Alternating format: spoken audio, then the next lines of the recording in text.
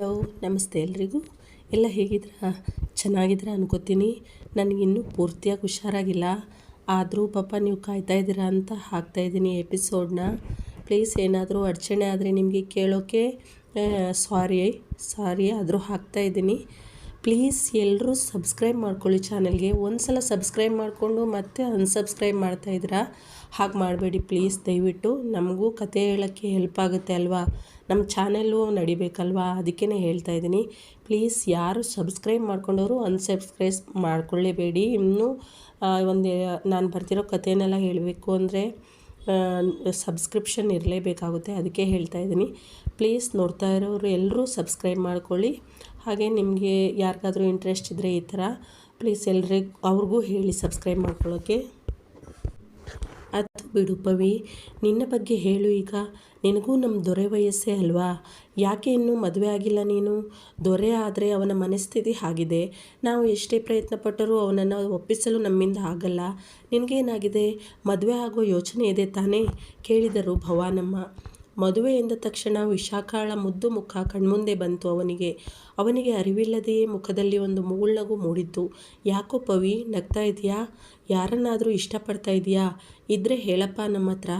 ನಮ್ಮ ದೊರೆ ಹತ್ರ ಹೇಳಿ ಅವಳ ಮನೆಯವರ ಜೊತೆ ಮಾತಾಡಿ ಒಪ್ಪಿಸಿ ವಾಲ್ಗ ಉದಿಸಿಯೇ ಬಿಡೋಣ ಎಂದು ನಕ್ಕರು ಅವರು. ಎಚ್ಚೆತ್ತ ಪವನ್, ಹಾಗೇನೂ ಇಲ್ಲ ಅಜ್ಜಮ್ಮ. ಹಾಗೇನಾದರೂ ಇದ್ದರೆ ನಿಮಗೆ ವಿಧುಗೆ ಹೇಳ್ದೇ ಇರ್ತೀನಾ? ಮದುವೆ ಆಗೋದಕ್ಕೆ ಒಳ್ಳೆ ಹುಡುಗಿ ಸಿಗಬೇಕಲ್ಲ ಅಜ್ಜಮ್ಮ. ಒಳ್ಳೆ ಹುಡುಗಿ ನಿಮ್ಮ ದೃಷ್ಟಿಯಲ್ಲಿ ಯಾರಾದರೂ ಇದ್ದರೆ ಹೇಳಿ ನೀವೇ ಎಂದು ನಕ್ಕ. ನೋಡೋಣ ಬಿಡು, ಅದೂ ಆಗಲಿ.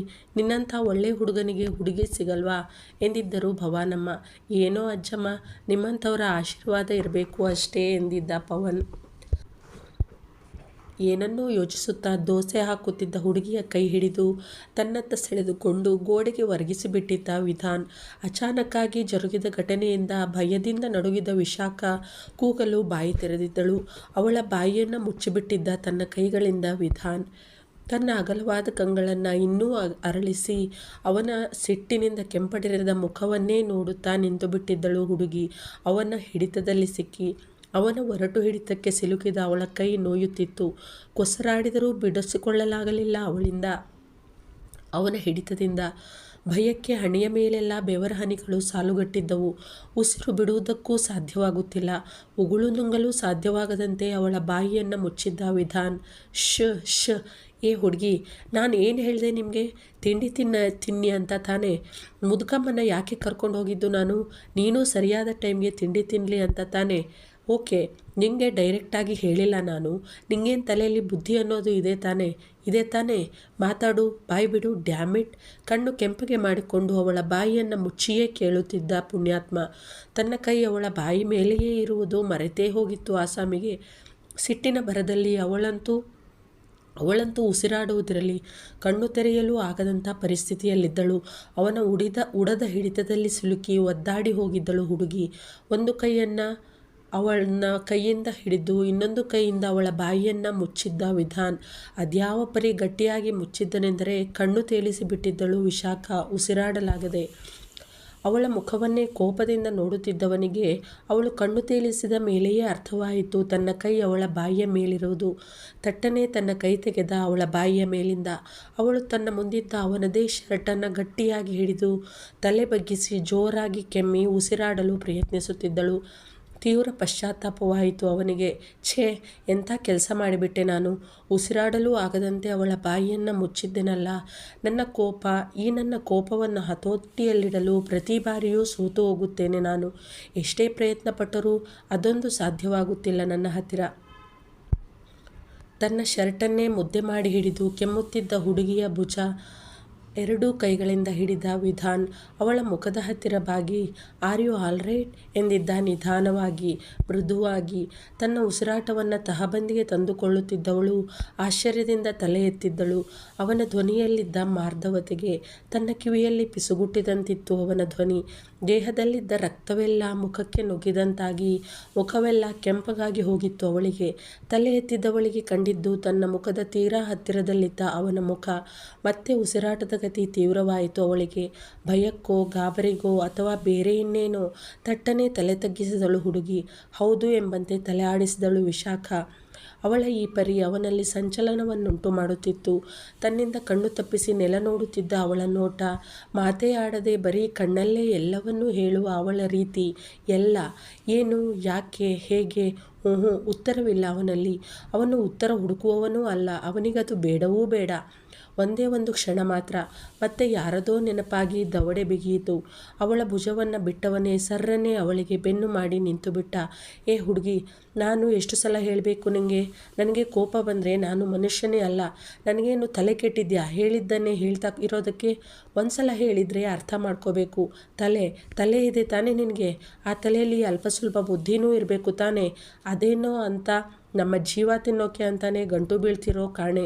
ಜೋರಾಗಿ ಗದರಿದವನು ತಲೆ ಕೆಟ್ಟು ಒಂದಿನ ಹುಚ್ಚಾಗದಿದ್ರೆ ಸಾಕು ನಾನು. ಇದನ್ನು ನಿಧಾನವಾಗಿ ಗೊಣಗಿದ. ಆವಾಗಲೇ ಏನು ಹೇಳಿ ಹೋಗಿದ್ದು ನಾನು?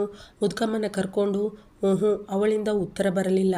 ಅವಳು, ವಿಠಲ, ನಾ ಸತ್ತ ಹೋದ್ನಿ ಅಂದ್ಕೊಂಡಿದ್ನೋ ಯಪ್ಪ, ಬಿಟ್ರಲ್ಲ, ಬದುಕದೆ. ಬಾಯಿ ಒತ್ತು ಹಿಡಿಯೋದು ಮನುಷ್ಯ? ಉಸಿರಾಡಕಾರ ಜಗ ಬೇಕಲ್ಲ. ಹಿಡ್ತ ಐತಿ ಮನುಷ್ಯದು. ಸೈನ್ಯದಾಗ ಅದಾರಲ್ಲ, ನಾನು ಅವ್ರ ಶತ್ರು ಅದೀನಿ ಅಂದ್ಕೊಂಡಿರ್ಬೇಕವ ಮೇಜರ್ರು. ಅದಕ್ಕೆ ಹಂಗೆ ಹಿಡ್ದಿದ್ದು ಅನ್ನಿಸ್ತೈತಿ. ಜೀವಾನ ಹೋಗಿ ಬಂದಂಗಾತವ ಎಂದುಕೊಂಡು ತನ್ನ ಎದೆ ಸವರಿಕೊಂಡು ನಿರಾಳವಾಗಿ ಉಸಿರಾಡುತ್ತಿದ್ದಳು. ತಾನು ಬದುಕಿದ ಖುಷಿಯಲ್ಲಿ. ಇವನ ಯಾವ ಮಾತು ಅವಳ ಕಿವಿಗೆ ಮುಟ್ಟಿದಂತಿಲ್ಲ. ಮತ್ತೆ ಸಿಟ್ಟೇರಿತು ಅವನಿಗೆ. ತನ್ನ ಮಾತಿಗೆ ಉತ್ತರ ಬರಲಿಲ್ಲವಲ್ಲ. ಸರ್ರನೆ ಇವಳತ್ತ ತಿರುಗಿದ್ದ. ಅವಳ ಅವಸ್ಥೆಯನ್ನು ನೋಡಿದವನಿಗೆ ಯಾಕೋ ಗದರುವ ಮನಸ್ಸಾಗಲಿಲ್ಲ. ಮುಖವನ್ನೆಲ್ಲ ಕೆಂಪಗಾಗಿಸಿಕೊಂಡು ತನ್ನ ಎದೆಯ ಮೇಲೆ ಕೈಯಿಟ್ಟು ಜೋರಾಗಿ ಉಸಿರು ಬಿಡುತ್ತಿತ್ತು ಹುಡುಗಿ. ಮೃದುವಾಯಿತು ಅವನ ಮುಖ. ಏನೋ ಹೇಳಬೇಕೆಂದು ಬಾಯಿ ತೆರೆದಿದ್ದ. ಅಣೋ ಗೋಪಿಯ ಧ್ವನಿ. ನೀವೇನು ಮಾಡ್ತಾ ಇದ್ದೀರಿ ಇಲ್ಲಿ? ಅಲ್ಲೆಲ್ಲ ಹುಡುಕ ಬಂದೆ ನಾನು ಎನ್ನುತ್ತಾ ಬಂದಿದ್ದ ಗೋಪಿ. ಥಟ್ಟನೆ ಅವಳಿಂದ ದೂರ ಸರಿದು ನಿಂತಿದ್ದ ವಿಧಾನ್ ಅವನು ಬರುವುದಕ್ಕೂ ಮೊದಲೇ, ಅಕ್ಕ ಬನ್ನಿ ಮತ್ತೆ ತಿಂಡಿ ತಿನ್ಬಿಡುವ. ಇವಣ್ಣ ಮೊದಲೇ ಉರಿಸಿಂಗ ಆಡ್ದಂಗೆ ಆಡ್ತಾನೆ, ಇನ್ನೂ ಲೇಟಾದರೆ ಉಗ್ರ ನರಸಿಂಹ ಆದರೂ ಆದ್ನೆ ಎಂದು ಗೊಣಗಿದ ಚಿಕ್ಕದಾಗಿ ಗೋಪಿ. ಅವಳಿಗೆ ಏನೋ ಹೇಳಬೇಕಿತ್ತು. ಅವನು ಸುಮ್ಮನಾಗಿದ್ದ ಈಗ. ಆದರೂ ಅದೇ ಯೋಚನೆ ಅವನ ತಲೆಯಲ್ಲಿತ್ತು.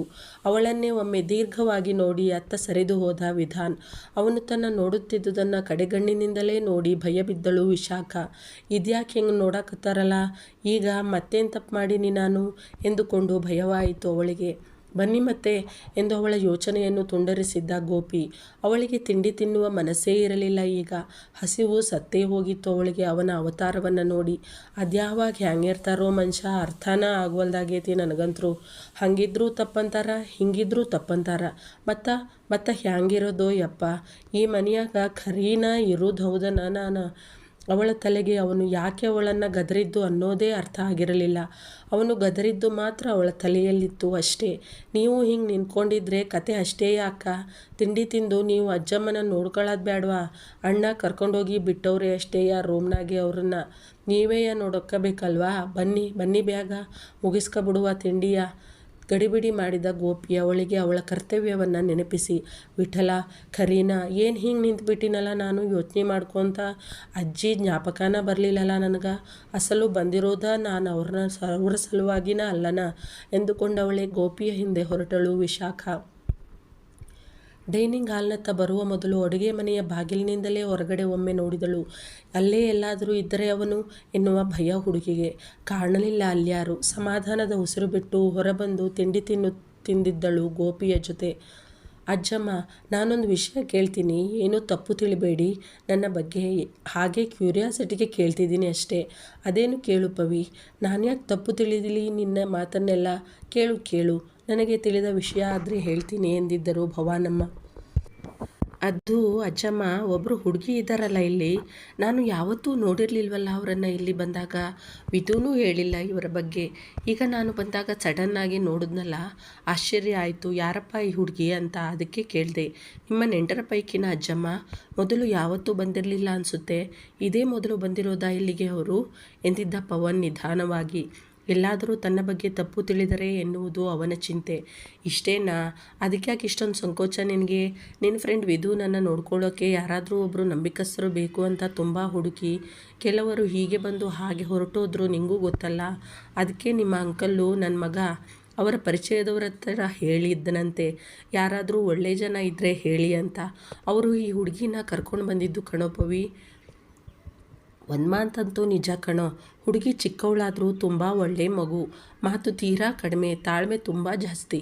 ನನಗಂತೂ ನನ್ನ ಯಾವುದೋ ಜನ್ಮದ ಪುಣ್ಯ ಇವಳು ಇಲ್ಲಿ ಬಂದಿರೋದು ಅನಿಸಿಬಿಟ್ಟಿದೆ ಕಣೋ ನಿಜವಾಗಿ.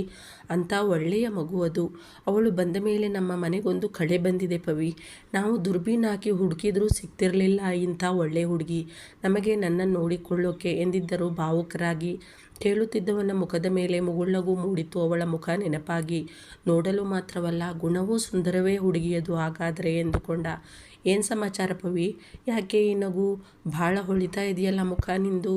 ಏನೋ ನಡೀತಾ ಇದೆ ನಿನ್ನ ಮನಸ್ಸಿನಲ್ಲಿ, ನೀನು ಹೇಳ್ತಾ ಇಲ್ಲ. ಅರ್ಥ ಆಗುತ್ತೆ ನನಗೂ. ನಾನು ನಿನ್ನ ವಯಸ್ಸನ್ನು ದಾಟಿ ಬಂದವಳೆ ಕಣಪ್ಪ. ಇರಲಿ ನಿನಗೆ ಹೇಳಬೇಕು ಅನಿಸಿದಾಗಲೇ ಹೇಳು, ನನಗೇನು ಅರ್ಜೆಂಟಿಲ್ಲ. ಆದರೆ ತಡ ಆದರೆ ನಿನಗೆ ತೊಂದರೆ ಅಷ್ಟೇ ಎಂದು ಕಣ್ಣು ಮಿಟುಕಿಸಿ ನಕ್ಕರು ಭವಾನಮ್ಮ. ಅವರಿಗೆ ಅವನ ಮನಸ್ಸಿನಲ್ಲಿ ಏನು ಇರಬಹುದು ಎಂಬ ಅಂದಾಜಿತ್ತು. ಅವರಿಗೂ ಸಂತೋಷವೇ. ಒಳ್ಳೆಯ ಹುಡುಗ ನಿಜಕ್ಕೂ ಪವನ್. ಅಂಥವನ ಹುಡುಗನನ್ನು ಮದುವೆಯಾಗಲು ಯಾವ ಹುಡುಗಿಯಾದರೂ ಪುಣ್ಯ ಮಾಡಿರಲೇಬೇಕು. ಒಂದು ಕಡೆ ಖುಷಿಯಾದರೆ ಇನ್ನೊಂದು ಕಡೆ ನೋವಾಯಿತು ಅವರಿಗೆ. ತನ್ನ ಮೊಮ್ಮಗ, ತನ್ನ ದೊರೆಯನ್ನು ನೆನೆದು. ನನ್ನ ದೊರೆ, ಅವನಿಗೂ ಮದುವೆ ವಯಸ್ಸು. ಅವನಿಗೆ ಒಂದು ಒಳ್ಳೆಯ ಹುಡುಗಿಯನ್ನು ನೋಡಿ ಮದುವೆ ಮಾಡಿ ಅವನು ಸಂತೋಷವಾಗಿ ಇರುವುದನ್ನು ನೋಡಲು ನನ್ನ ಹಣೆಯಲ್ಲಿ ಬರೆದಿದ್ದಾನೋ ಇಲ್ಲವೋ ಆ ಭಗವಂತ. ಹುಡುಗಿ ಅಂದ ತಕ್ಷಣ ವಿಶಾಖಾಳೇ ಅವರ ಮನಸ್ಸಿಗೆ ಬರುವುದು. ಭಾರವಾದ ನಿಟ್ಟುಸಿರಿಟ್ಟರು. ಅಂತಹ ಅದೃಷ್ಟ ಈ ಮನೆಗೆ ಎಲ್ಲಿದೆ ಎನಿಸಿ ವಿಷಾದದ ನಗು ಮೂಡಿತು ಅವರ ಮುಖದಲ್ಲಿ. ಹ್ಞೂ ಅಜ್ಜಮ್ಮ, ಸಮಯ ಬಂದಾಗ ನಾನೇ ಹೇಳ್ತೀನಿ ನಿಮಗೆ. ಇದಕ್ಕೆ ನಿಮ್ಮ ಮತ್ತು ವಿಧು ಸಹಾಯ ಬೇಕೇ ಬೇಕು ಎಂದಿದ್ದ ಪವನ್. ಈಗ ಅವರಿಗೆ ಅವನ ಮನಸ್ಸು ಸಂಪೂರ್ಣ ಅರ್ಥವಾಯಿತು. ಸಂತೋಷ ದುಃಖ ಎರಡೂ ಒಟ್ಟೊಟ್ಟಿಗೆ ಆಯಿತು ಅವರಿಗೆ. ಹುಡುಗಿಯ ಅದೃಷ್ಟ ನೆನೆದು ಸಂತೋಷವಾದರೆ ತಮ್ಮ ಅದೃಷ್ಟ ನೆನೆದು ದುಃಖವಾಯಿತು. ರೂಮಿಗೆ ಬಂದವನೇ ಸಿಕ್ಕ ಬಟ್ಟೆಗಳನ್ನೆಲ್ಲ ಕಿತ್ತೆಸೆದಿದ್ದ. ಕೋಪಕ್ಕೋ ದುಃಖಕ್ಕೋ ಅಸಹಾಯಕತೆಗೋ ಅಥವಾ ತನಗೆ ಏನಾಗುತ್ತಿದ್ದೆ ಅಸಲಿಗೆ ಎಂದು ತಿಳಿಯದ ಇಬ್ಬಂದಿತನಕ್ಕೋ ತಲೆ ಹಿಡಿದು ಒಂದು ಕಡೆ ಕುಳಿತುಬಿಟ್ಟಿದ್ದ. ವಿಶಾಖಳನ್ನು ಒಮ್ಮೆ ದೀರ್ಘವಾಗಿ ದಿಟ್ಟಿಸಿ ತನ್ನ ರೂಮಿನ ಕಡೆಗೆ ನಡೆದಿದ್ದ ವಿಧಾನ್. ತತ್ತೆರಿಗೆ, ನನಗೇನಾಗಿತ್ತು? ಯಾರೇನಾದರೂ ಮಾಡ್ಕೊಂಡು ಹಾಳಾಗೋಗಲಿ, ನನಗೇನಾಗಬೇಕು ಅಲ್ವಾ? ಯಾರು ತಿಂಡಿನಾದರೂ ತಿನ್ನಲಿ, ಬಿಟ್ಟಾದರೂ ಬಿಡಲಿ, ನನಗೇನಾಗಬೇಕಾಗಿದೆ? ತೆಪ್ಪಿಗೆ ಇರೋದು ಬಿಟ್ಟು ಯಾಕೆ ಹೋಗಬೇಕಿತ್ತು ನಾನು ಅಡುಗೆ ಮನೆಗೆ ಈ ಹುಡುಗಿಯನ್ನು ಹುಡುಕಿಕೊಂಡು? ಅದೇನು ಬಂದಿತ್ತೋ ನನಗೆ ದೊಡ್ಡ ರೋಗ, ಕೋಪ. ಈ ನನ್ನ ಕೋಪ ಇದೆಯಲ್ಲ, ಅದೇ ನನ್ನ ಈ ಎಲ್ಲ ಅವಾಂತರಗಳಿಗೂ ಕಾರಣ. ಎಷ್ಟೇ ಕಂಟ್ರೋಲ್ ಮಾಡ್ಕೊಳ್ಳೋಕೆ ಪ್ರಯತ್ನ ಪಟ್ಟರೂ ಆಗ್ತಾನೇ ಇಲ್ಲ ನನ್ನಿಂದ. ಏನು ಮಾಡಬೇಕು ನಾನು? ತಲೆ ಒತ್ತಿಕೊಂಡ. ನಾನು ಅಲ್ಲಿಗೆ ಹೋದಾಗ ಪಾಪ ಆ ಹುಡುಗಿ ತನ್ನ ಪಾಡಿಗೆ ತಾನು ದೋಸೆ ಹಾಕುತ್ತಿತ್ತು. ಅವಳ ಕೈ ಹಿಡಿದು ನನ್ನ ಕಡೆಗೆ ಸೆಳೆದುಕೊಳ್ಳುವ ಅವಶ್ಯಕತೆ ಏನಿತ್ತು ನನಗೆ? ಬಾಯಿ ಮಾತಲ್ಲಿ ಹೇಳಿದರೆ ಕೇಳುತ್ತಿರಲಿಲ್ಲವೇ ಹುಡುಗಿ? ಸಾಲದ್ದಕ್ಕೆ ಅವಳು ಉಸಿರಾಡಲು ಆಗದಿರುವ ಹಾಗೆ ಬಾಯಿ ಬೇರೆ ಮುಚ್ಚಿಬಿಟ್ಟಿದ್ದೆ. ಅವಳು ತನ್ನ ಶರ್ಟ್ ಹಿಡಿದು ಮುದ್ದೆ ಮಾಡಿ ಮುಖವೆಲ್ಲ ಕೆಂಪಗಾಗಿಸಿಕೊಂಡು ಕೆಮ್ಮುತ್ತಿರುವ ದೃಶ್ಯ ಕಣ್ಮುಂದೆ ಬಂದು ಚಡಪಡಿಸಿಬಿಟ್ಟಿದ್ದ ವಿಧಾನ್.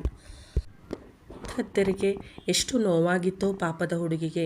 ತನ್ನನ್ನೇ ಬೆದರುದ್ದ ಕಂಗಳಿಂದ ನೋಡುತ್ತಿದ್ದ ಅವಳ ಅಗಲವಾದ ಕಂಗಳು ಅವನ ಕಣ್ಮುಂದೆ ಬಂತು. ಭಯ. ನನ್ನನ್ನು ಕಂಡರೆ ಭಯವಿರಬೇಕು ಹುಡುಗಿಗೆ, ಇಲ್ಲದೇ ಏನು? ಹುಡುಗಿ ಮನುಷ್ಯರನ್ನು ನೋಡಿರುವುದೇ ಅನುಮಾನ ಇದಕ್ಕೂ ಮುನ್ನ.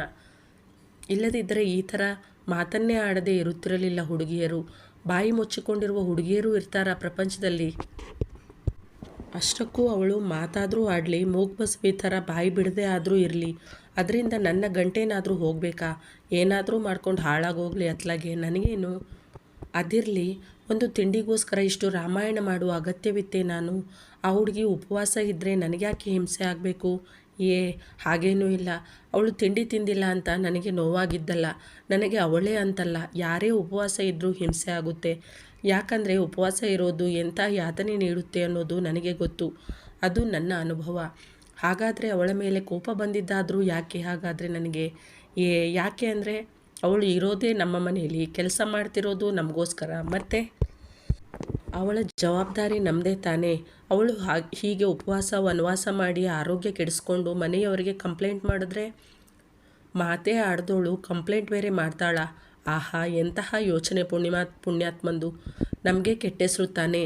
ಅದಕ್ಕೆ ಮತ್ತೆ ನನಗೆ ಕೋಪ ಬಂದಿರೋದು. ಕೋಪ ಬರೋದೇನೋ ಸರಿ, ಅವಳ ಹತ್ರ ದೂರದಿಂದ ಗದರಿಸಿ ಹೇಳಿದರೆ ಸಾಕಿತ್ತು. ಮೊದಲೇ ಪಾಪದ ಹುಡುಗಿ. ಅವಳ ಕೈ ಹಿಡಿದು ಎಳೆದಾಡುವ ಪ್ರಮೇಯವೇನಿತ್ತು? ಉತ್ತರವಿಲ್ಲ ಅವನಲ್ಲಿ. ತಲೆ ವಿಪರೀತ ಸಿಡಿಯತೊಡಗಿತ್ತು ಅವನಿಗೆ. ಎದ್ದವನೇ ತನ್ನ ಮುದುಕಮ್ಮನ ರೂಮಿನ ಕಡೆ ನಡೆದಿದ್ದ. ಪವನ್ ಇರುವುದು ಮರೆತೇ ಹೋಗಿತ್ತು ಅವನಿಗೆ. ರೂಮಿನ ಸಮೀಪ ಹೋದವನಿಗೆ ಅವರಿಬ್ಬರ ಮಾತುಗಳು ಬೇಡಬೇಡವೆಂದರೂ ಕಿವಿಗೆ ಬಿದ್ದಿದ್ದವು. ಪವನ್ ವಿಶಾಖ ಬಗ್ಗೆ ವಿಚಾರಿಸುತ್ತಿದ್ದ. ಬೇರೆಯವರು ಮಾತನಾಡುವಾಗ ಕದ್ದು ಕೇಳುವುದು ತಪ್ಪು, ಬೇಡ, ಹೋಗ್ಬಿಡೋಣ ಎಂದುಕೊಂಡವನಿಗೆ ಮುದುಕಮ್ಮನ ಮಾತು ಅಲ್ಲಿಯೇ ನಿಲ್ಲುವಂತೆ ಮಾಡಿತ್ತು. ಕೆಟ್ಟ ಕುತೂಹಲ. ಅಲ್ಲಿಯೇ ಬಾಗಿಲ ಬುಡದಲ್ಲಿ ನಿಂತ ವಿಧಾನ್. ವಿಶಾಖ ಬಗ್ಗೆ ಅತಿ ಎನಿಸುವಷ್ಟು ವಿಚಾರಿಸುತ್ತಿದ್ದ ಪವಿ. ಅದರ ಅರ್ಥ ಸುಮಾರಾಗಿ ಅಂದಾಜಿಸಿದ್ದರು ಎನ್ನಿಸುತ್ತೆ ಮುದುಕಮ್ಮ. ಅದಕ್ಕೆ ಪವನ್ನ ಹತ್ತಿರ, ನಿನ್ನ ಮನಸ್ಸಲ್ಲಿ ಏನಿದೆ ಎಂದು ನನಗೂ ತಿಳಿದಿದೆ ಕಣೋ ಪವಿ. ನಾನು ಈ ವಯಸ್ಸನ್ನು ದಾಟಿ ಬಂದವಳೆ. ನಿನ್ನ ಮನಸ್ಸಿನಲ್ಲಿರೋದನ್ನು ಹೇಳಲು ನಿಧಾನ ಮಾಡಬೇಡ ಎಂದು ಹೇಳಿದ್ದರು ಅವರು. ಅದರ ಅರ್ಥ ಇವನಿಗೂ ಆಗಿತ್ತು. ನಿಂತಲ್ಲಿಯೇ ಮುಷ್ಟಿ ಬಿಗಿ ಹಿಡಿದಿದ್ದ ವಿಧಾನ್. ಹೇಳ್ತೀನಿ, ಇದಕ್ಕೆ ನಿಮ್ಮ ಹಾಗೂ ವಿಧು ಇಬ್ಬರ ಸಹಾಯವೂ ಬೇಕು ಎಂದು ಹೇಳಿದ್ದನಲ್ಲ ಪವನ್. ಪಕ್ಕಾ ಆಯಿತು ಇವನಿಗೆ. ಈ ಹುಡುಗಿ ಅವನ ಮನಸ್ಸಿಗೆ ಹಿಡಿಸಿದ್ದಾಳೆ. ಅವಳನ್ನು ವಿಚಾರಿಸಲು ಹೇಳುತ್ತಿದ್ದಾನೆ ಪವಿ ಎನ್ನುವುದು ಖಾತ್ರಿಯಾಯಿತು ವಿಧಾನ್ಗೆ. ಸಹಿಸಲಾಗಲಿಲ್ಲ ಅವನಿಗೆ. ಈ ವಿಷಯವನ್ನು ಬಿಲ್ಕುಲ್ ಒಪ್ಪಲು ಸಿದ್ಧನಿರಲಿಲ್ಲ ಅವನು. ಈ ಹುಡುಗಿ ತನ್ನ ಮನೆ ಬಿಟ್ಟು ಹೋಗುವುದು ಸುತಾರಾಮ್ ಇಷ್ಟವಿಲ್ಲ ಅವನಿಗೆ.